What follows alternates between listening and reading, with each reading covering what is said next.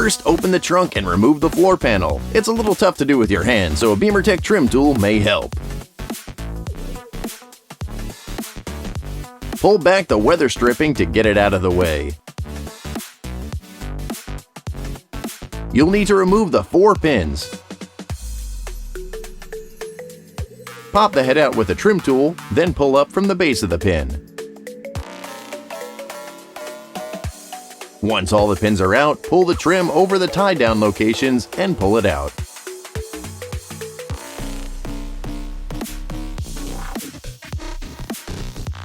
Now we need to get this side panel out. Remove the pins here, here, here, and here. You will also need to remove this anchor point.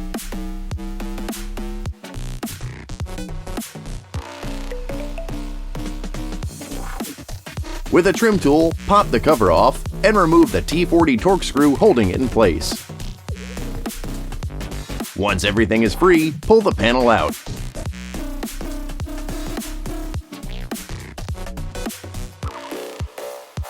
The last bit to remove would be the storage panel. To take the panel out, use a 10mm socket to remove the plastic bolts, then pull it out.